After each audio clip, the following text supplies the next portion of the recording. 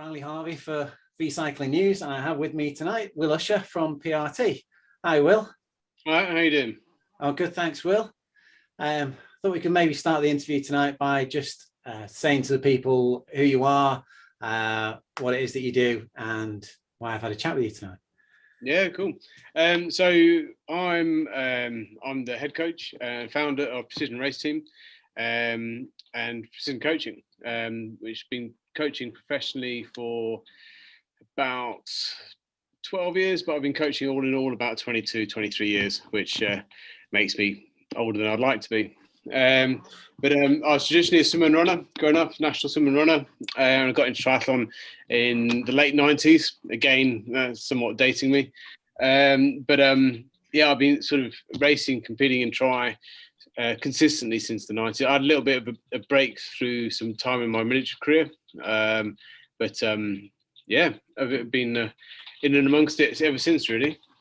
Fantastic. And Precision Race Team, are they a big thing in the triathlon world? Have you had any successes? Yeah, we've had some good success. Originally, it was one triathlon RDS back in the sort of was 2009 through to about 2016, I guess. We had a lot of success there. We set some records for a number of athletes competing for GB age group at sort of home meets and worlds and Europeans and stuff. And then more recently, the team sort of developed into Precision Race Team around that sort of 2017 period. It was a focus then switched from short and standard distance triathlon to middle and long distance. Yeah, we had some great success in 2019, which is the last viable year. And we were actually the #1 Ironman team in UK and EMEA. I think we were 4th globally or something for a team of our size anyway. So yeah, that was a really great year. And I don't know, I'm not sure whether we retained the title for 2020 because nothing happened. But I think it's been redone for 21, so we'll see. But we're still getting some good results, and for those that can race and get away, we usually do pretty well. Yeah, we've been having some increased difficulties with travel, racing, everything. Hopefully that's resolving itself now with everyone having vaccinations and the amount of people who've got natural immunity. So hopefully we'll get back to something more like a normal race season for you next year. Yeah. You personally, have you had any successes in the race scene? I know you've raced for a long time. I've raced nationally for GB age group for many years. I was bronze medalist at Worlds long distance 2019. Yeah, I'm hoping to sort of get back in some international racing again next year. But I've taken a little bit of a break the last couple of months because it's the same problems everybody's got, right? So my partner Rare, who is also my business partner, if one of us could race or train, really. Well, both of us can train, but only really one of us can race, because same problem for everybody. It's been childcare and bits and pieces and other priorities around the issues of COVID and travel. But as that eases up, we'll be looking to get firmly back amongst it, which will be good. That's fantastic.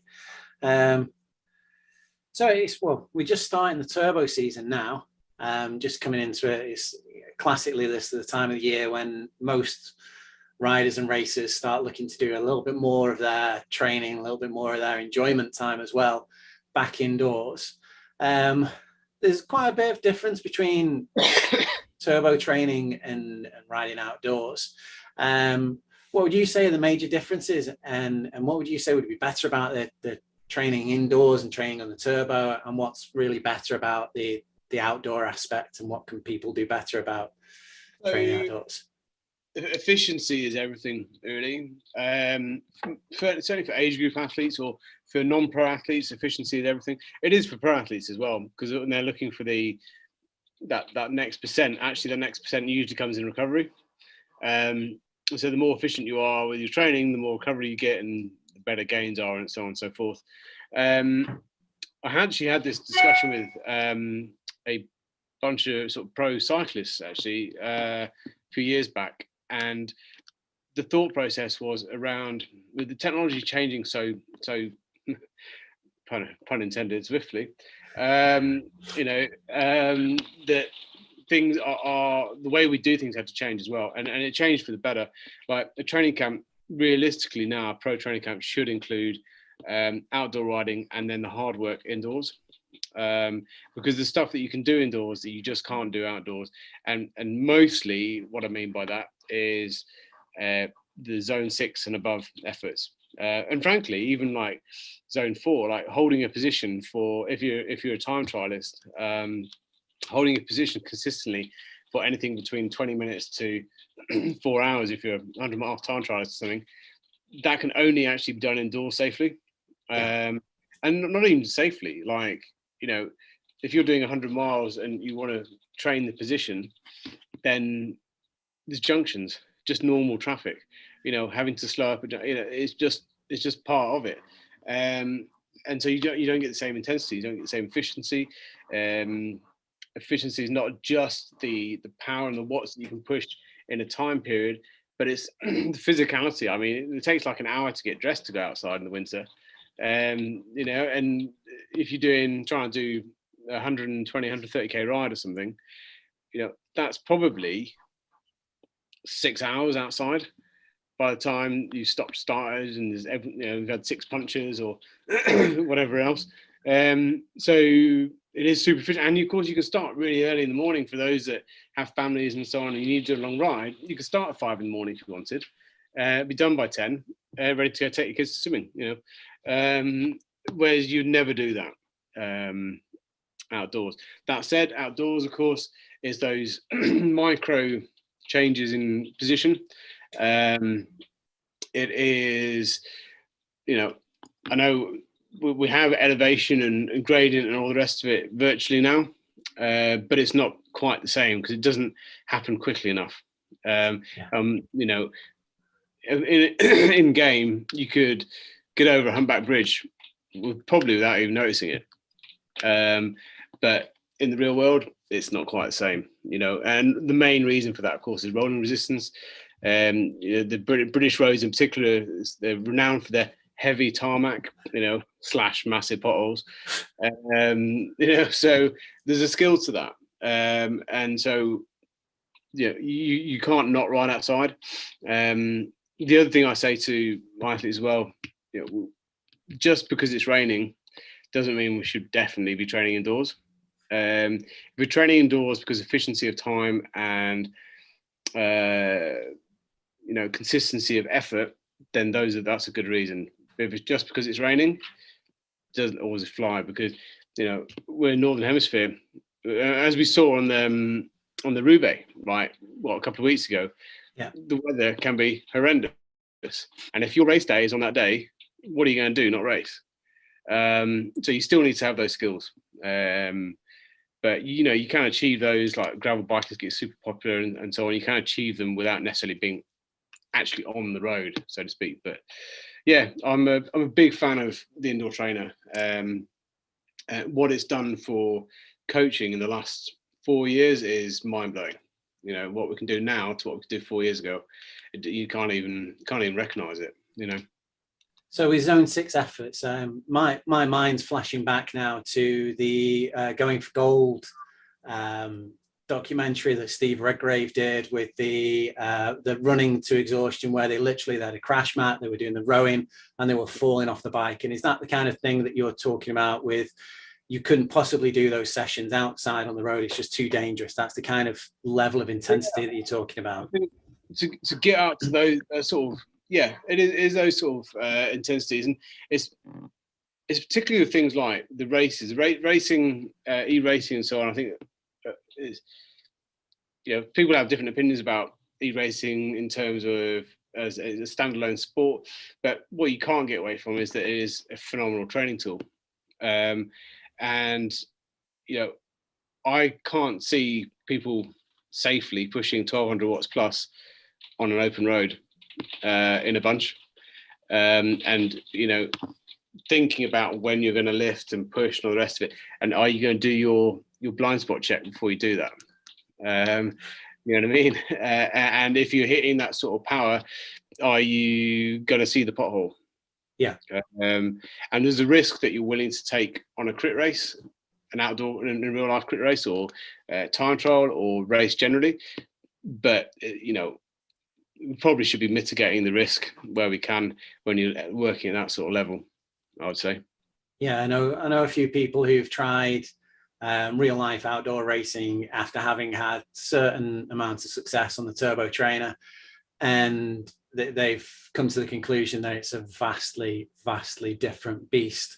Like you say, you're doing upwards of 30 miles an hour pulling out on somebody. Are you going to pull out into that gap that would automatically open itself up on Zwift or RGT or Beagle or whatever your platform that you're using?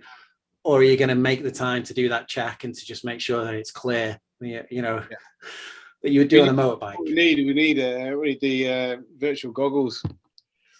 You know what I mean? So you can have a look behind you to see if there's actually a space. But I've been told that in the early days of RGT, they were actually considering that. It was actually in use. Apparently, it did have functionality with virtual reality goggles. Okay. I'm not seeing any of it. I don't know how true it is, but I've heard rumors.